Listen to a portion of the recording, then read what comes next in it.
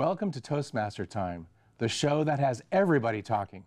I'm Ashley Harkness, and I'll be your host for this particular edition of Toastmaster Time. With me, I have Justin Mendez, who is our evaluator. So Justin, tell us about our show tonight.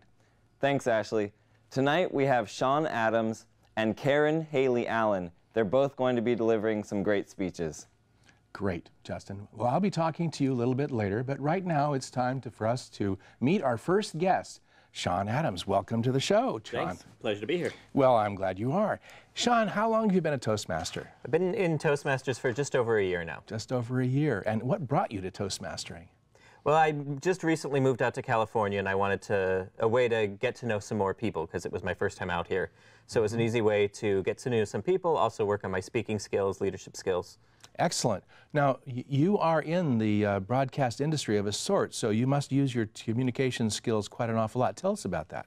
Yeah, I do internet marketing, and I do a lot of things via Google Hangouts and online, and so I'm used to being in front of a camera, but not quite this type of setting for a camera. Yeah, this will be interesting. Yes. So has Toastmastering helped you outside of the club? It has, tremendously, because I'm a best-selling author and a speaker for business, and so I have to speak all the time, and being able to practice my speaking and being able to work on speeches in front of the group and get really effective feedback is extremely beneficial. It's helped me a lot. Excellent, excellent.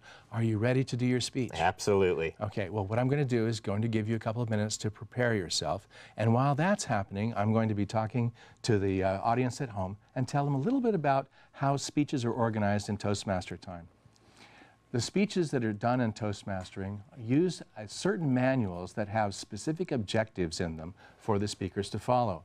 The idea is that they get to practice things like vocal variety or, let's say, using gestures, and these objectives in these speeches and these manuals are specific to it. They're a basic manual, and they're also specialty manuals. Let's learn a little bit more about the objectives for Sean's speech tonight. Justin, tell us about Sean's objectives in a speech. Sure. Sean's working out of the storytelling manual. He's working on Project 4, which is the touching story. Sean's main objective is to use specific techniques to arouse emotions in his audience. See? And these objectives you'll be watching for and you'll be keeping notes on? Most definitely. Okay, after the speech, I'll be asking you questions about how he met his objectives. But right now, it's time for us to have our speaker speak. So, Sean Adams, A Simple, Decent Place. Sean Adams. Pause a moment and look around the room that you're in. Do you have a roof over your head? Do you have a piece of furniture that you're willing to sit on and actually have bare skin touch? Do you probably have running water and heat? Appreciate that. Now pause and think of a woman who has a young daughter, and when her daughter's father left her, her reaction wasn't sadness, wasn't woe is me, it was, I expected that to happen. She had such low self-esteem, she assumed the father of her child was going to leave her. She also lives at home with her parents, where she's lived her entire life. She never thought she could find a way to move out of her parents' house. She also has cerebral palsy. And because of this, she has limited use of her legs, so she's actually confined to a wheelchair. But because of her house, because of the house of her parents, she actually has to crawl up the stairs on her hands and knees just to get to bed every night. Now, think of 1,000 people, just like you, those of you who are watching this, who decided they wanted to help, but they didn't know how. They found out about an organization that builds simple, decent housing for people who need it, for people like this young woman with cerebral palsy and her daughter. 1,000 people, 3 states, 50 houses, 1 week. This is what happened during the Easter morning build and also later on during the Jimmy Carter Work Project for Habitat for Humanity. I had the pleasure of helping organize these events and giving 50 families a place to live. Now think of a family. 5 kids, 2 adults living in a 2-bedroom house. not even a house really. It's a 2-bedroom trailer, for best way of describing it. So they have the 3 daughters living in one room. They have the 2 sons living in another room, and then the parents sleep together on the pull-out couch at night. The parents went into the daughters' room one night to go and just get them for dinner, and what they heard were their daughters having a conversation about why they don't have a lot of friends in school. They felt very lonely, and the only people they ever talked to were each other. And the reason for this was they were afraid that if they made friends, their friends would ask to be able to come home and do a sleepover, like any teenage family would do. But they were afraid kids would ask to do that, and then they would have to explain why that couldn't happen, because these 7 folks were living in a 2-bedroom trailer.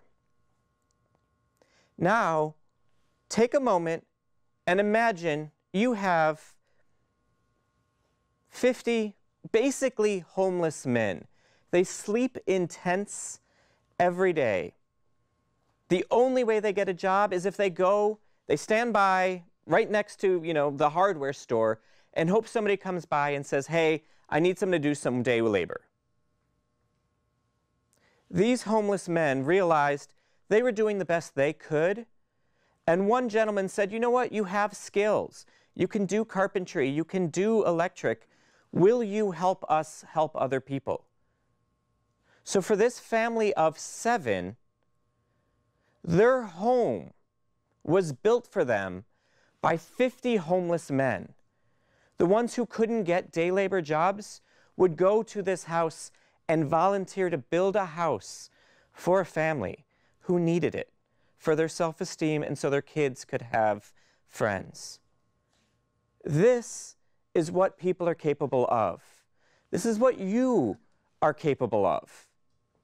Doesn't mean that you have to build houses for people who need it.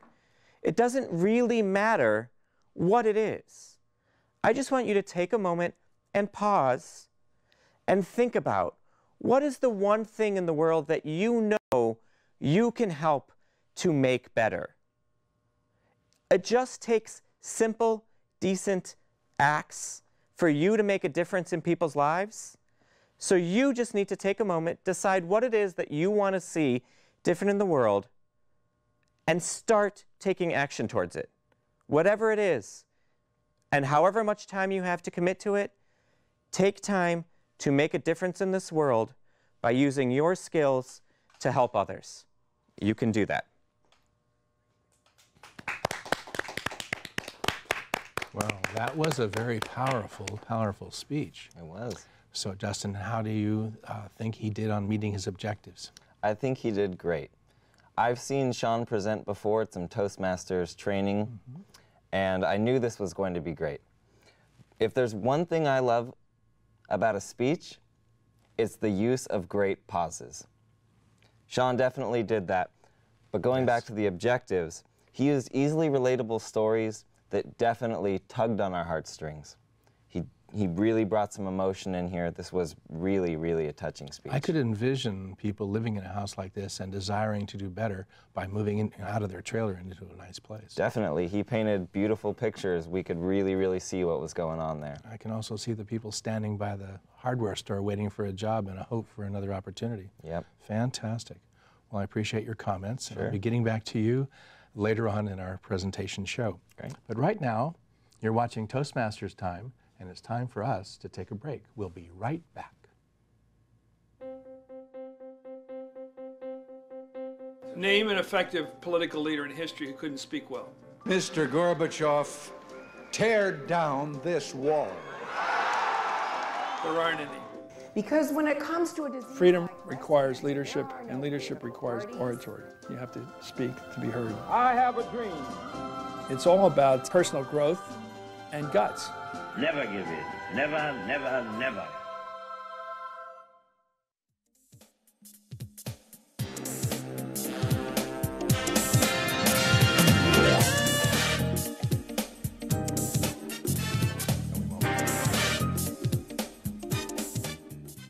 Welcome back to Toastmaster Time, the show that has everyone talking. I'm here with our next guest, Karin Hailey Allen. Karin, welcome to the Toastmaster Time. Thank you. I'm delighted to be here. Well, it's good. Tell us how long you've been in Toastmasters, Karin. Wow. 15 plus years, as I like to say, a long time. Oh, my goodness. And what club are you representing here today? I'm representing Amador Valley Toastmasters. Yahoo! Okay, that's good. I like that. Tell me about how you're doing with that club. I'm rejoining after an absence last year when I was working in San Francisco and I couldn't make our breakfast meeting. Yes. Our club meets at 7 a.m. at Mimi's every Thursday. That's in Dublin. That's correct. Mm-hmm. Well, I know that Toastmasters has helped you, but how's it helped you in your avocation in your business? In my business life, it has sharpened my skills. As we like to say, sharpen the saw. Okay. It keeps me honest with timing. It has really increased my leadership skills. I've had the pleasure of being the leader in many different clubs, moved it around a little bit. I've been president of Amador Valley. I've been vice president of education. I've been vice president of marketing. Those are all leadership positions that you can take in a club. Exactly. Okay. And it helps you in leading in any endeavor. Excellent. Well, are you ready to do your speech? I am. Excellent. Very good. I'm going to give you a couple of minutes to get up and get ready. And while you're doing that, I'm going to tell the folks at home a little bit more about Toastmasters, the organization. Toastmasters is an international organization. We have over 250,000 members spread out in 17,500 clubs, 90 countries. In reality, all of the clubs are here for one particular purpose, and that is to help people who are afraid and fear public speaking to overcome that fear and gain greater confidence and leadership. It's a wonderful opportunity for you to move your future and your career ahead. Now, let's move a little bit ahead and talk with our evaluator, Justin Mendez, about the goals and objectives for Karin's speech. Karin's working from the Competent Communicator on Project 10, Inspire Your Audience. Mm-hmm. Okay. Karin's objectives are to inspire her audience and appeal to their needs and emotions. And she'll be expected to do this by using stories, anecdotes, and quotes. Sounds like it's going to be a very effective and wonderful speech, so let's get to it. Ladies and gentlemen, Karin Hailey Allen with Leading with Spirit. Leading with Spirit, Karin Hailey Allen. Leadership is based on a spiritual quality, the power to inspire others to follow. Vince Lombardi. Leading with Spirit. Mr. Toastmaster, fellow Toastmasters, and first-time viewers, I want to challenge you to view your life through a leadership lens, to view the circumstances and situations of your life where you have the opportunity to lead. Did you lead with spirit?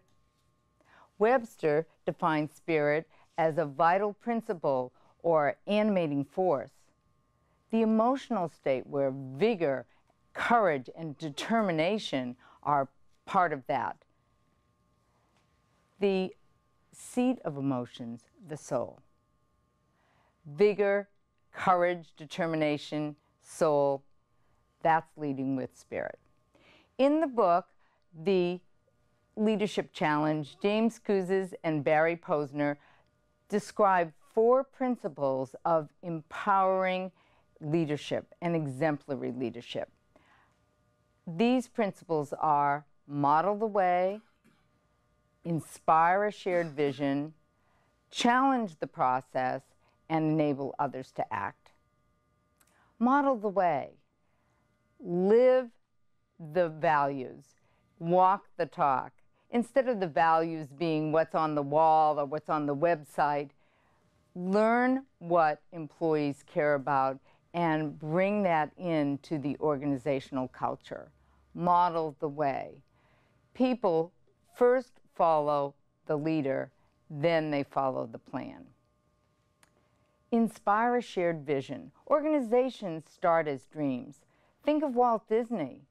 Think of Chip Conley, the San Francisco hotel entrepreneur who started Joie de Vivre hotels. Think of Steve Jobs. With a dream, with a vision, these men and leaders built great organizations.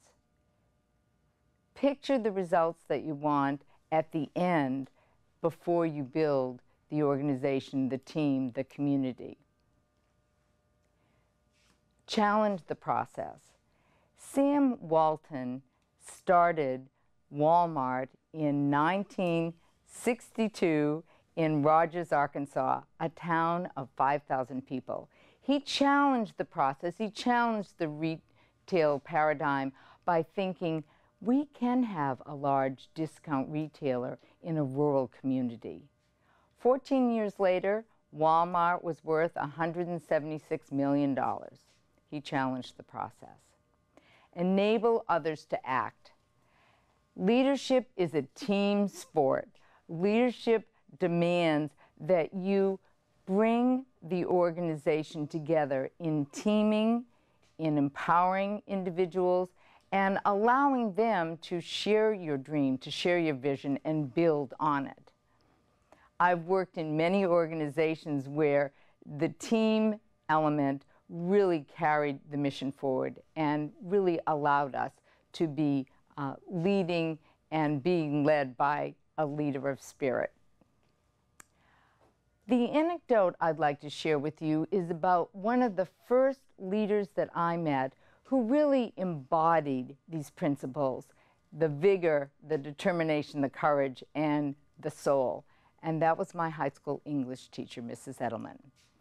I was in an honors English class, transferred from a larger New England high school to a small beach town high school where I was lost. I didn't know anyone but the few people I'd met that summer. Mrs. Edelman inspired all of us to be the best we could be. She modeled the creative, intellectual, reader and lover of literature, and really led the way for us to achieve the best we could, not only in her class, but ongoing. She inspired us with her love of literature and how to write well, our papers, our critiques, and she enabled us in the classroom to share those ideas and to challenge each other. She challenged the process for me when she asked me to give a speech in front of the entire student body, something that I think shaped me to this day. When I heard that applause and got the laughter from my speech, I was hooked. That really has inspired me to continue to do public speaking and lead workshops. Think about how you might lead a community, a team, a group, or your Toastmasters club. Leaders are dealers in hope. I hope that I've inspired you to be this kind of leader. Mr. Toastmaster. Well, Justin, what do you think of Karin's speech? I definitely think she met her objectives. She started out with a great Vince Lombardi quote. She went on to really inspire us to be leaders in our clubs and to lead with spirit, which I really appreciated. I really loved the way that she led us through certain parts of it, step by step. She said, here's what you need to do, and she gave us some examples of how to do it. That really made it attainable. And she also went into some personal stories, which was great. Personal stories really do bring an emphasis to the presentation. Was there one particular one of them that caught your ear and really set you off? Definitely. One thing I love to hear in a speech is when somebody goes back and they talk about the person who inspired them. And she talked about a high school English teacher who was really someone who sort of sparked a lot of probably what we saw today. I definitely was thinking about the teachers that had made the impressions on my life during that time. Sure. I know that you've probably thought about the same kind of a thing. Definitely. It's an inspirational speech really does have to reach out to the audience and really get them going. I feel that way right now. How about you?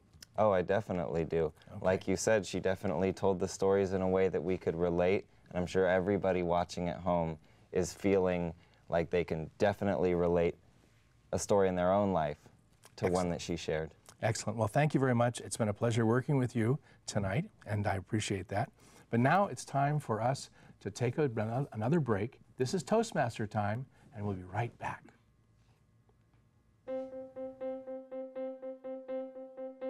Name an effective political leader in history who couldn't speak well. Mr. Gorbachev, tear down this wall. There aren't any. Because when it comes to a disease, Freedom requires leadership, and leadership requires oratory. You have to speak to be heard. I have a dream. It's all about personal growth and guts. Never give in. Never, never, never.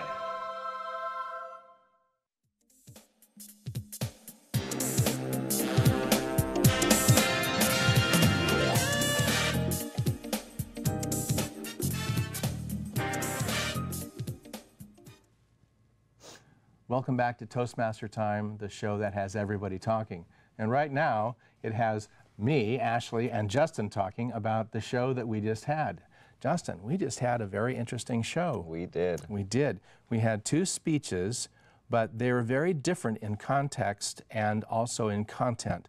One of them was a speech that was from our basic competent communicator manual, the number 10 inspirational speech. And the other one was from a real-world storytelling presentation. So tell us what you think about the comparing and contrasting these two speeches. Well, one of the things I think is most interesting is we had Sean Adams, who's only been in Toastmasters about a year, working from an advanced manual, versus a veteran Toastmaster working out of, like you said, a sort of basic competent communicator manual. I thought that was really interesting. And although they were very different, I also thought that they had a lot of really great similarities. This was a show with a lot of emotion in it. A lot of emotion. When you talk about people and their hopes and dreams of moving into a nice, decent place to live, as opposed to people who, another speech that talks about living with spirit, definitely. But you know, you draw an interesting point here, because while we have a Toastmaster of only 1 year experience talking from an advanced manual, that means they've been through the communication manual, they've done all of those 10 speeches, and now they're moving into what I like to call is the real world, where the basic manual is practice, but this is the real world stuff. Sure. Storytelling, we all do storytelling, and yet we need to be taught about how that works. Now, I don't know, have you done that storytelling manual yourself yet? I just started it. I see. And you're probably finding it's quite an awful challenge. It definitely is. Excellent. Well, one of the things that I did want to bring up, as you mentioned, here we have someone who's been in Toastmasters 15 years, Karin, and she is doing her competent communicator again. But in her introduction, when I was talking to her, she was talking about sharpening her saw, which is the practice, practice, practice thing. It's very important to do that. I have to admit that I go through the competent communicator manual very frequently, because the practice is what I need. I can imagine you're doing something very similar. Similar, sure, although I definitely don't have the years you have in Toastmasters. You say I'm old? Oh, I know that you're much younger than you look. Oh, well, thank you very much. Fantastic. But, you know, it's interesting. The Toastmaster program of having a basic manual where people learn, and then having a manual set of 15 manuals of advanced opportunities is something that most people are absolutely unaware of. But when they don't know about this and they enter the Toastmaster, they think, oh, it's just more work. But in fact, it's where the rubber really meets the road in this organization. So in storytelling, you're going to find that, I'm sure. Definitely. I think it's important for more advanced speakers like yourself, and for when we have new members, to bring that awareness to the new members and say, hey, here's what you can do. Here's, like you said, here's where you can put the rubber to the road and really, really expand in real-world situations. Actually, I look at the advanced manuals as a membership retention vehicle. Definitely. Because you tend to think that after that 10th speech, that inspirational speech, you're done and you're ready to quit. But in fact, that's only the beginning. There's so much more. Now, I want to ask you about an inspirational speech. Since you started in your advanced manuals, the one that you did for number 10, how did that compare, do you think, to the way that Karin structured her speech? That is a very interesting question, and I have to admit, Ashley, I didn't really think about it much. While she was up there, I was so focused on her speech, I wasn't comparing it too much to my own. Well, that's okay, because I wasn't thinking about anything else except your speech also. So I guess we'll just pass on that question and move on. All right? How's that sound? Sure. Okay. It's interesting that we in Toastmaster Time get to watch such a variety of people doing what they do best, and that is really, really cool. Now, I think that perhaps you can give me a little insight since you were here as a speaker recently. So what do you think was going through their minds as they were standing up there and looking at that camera? Ashley, it's intense, especially when it's the first time. And maybe some of our viewers don't know this, but we really just jump in and go for it. It's definitely an experience. There's an awesome crew. There's a ton of people behind the scenes helping you, guide you through it and find your way. But it's definitely intense and it's a lot of fun. It gets your blood rushing. Did you ever have the ice water down your back warming up as you got done with it? I get more sort of the adrenaline rush, noodly, you know, like my legs are just going to fall out sort of thing. I find that working in front of the camera, I'm kind of pushing cotton out of my mouth all the time. It gets really very dry. It's really tough. It's a challenge for people to come up and speak, but that's one of the reasons we offer this Toastmaster Time. It's an opportunity for a speaker to come and actually work in front of television in a real audience. That is so cool. Sure. I'm looking forward to that again. I know you are too. Definitely. Well, you're an evaluator tonight. So how was that for you in terms of a job? It was a lot of fun. I think I mentioned the last time I was here that one of the major benefits I've seen from Toastmasters is they've really helped me increase my listening skills. And I mean taking in information and really being able to process it and feed it back in a way that's constructive to the person speaking, and also in a way to where I can get more out of what I'm hearing. You know something? Listening used to be the main #1 point they make in Toastmastering. But the main point we have to make right now is it's time for us to wrap up the show. So, for our audience, if you're interested in further information about Toastmaster Time and the show, perhaps you're interested in coming and getting some tickets to be in the audience, or even be on the show, joining the Toastmaster Club to do that. Our website is www.toastmastertime.com. That's where you'll see shows from years ago. Some of us are even on those shows. Toastmastertime.com. Now, the organization Toastmasters can be found at toastmasters.org on your website.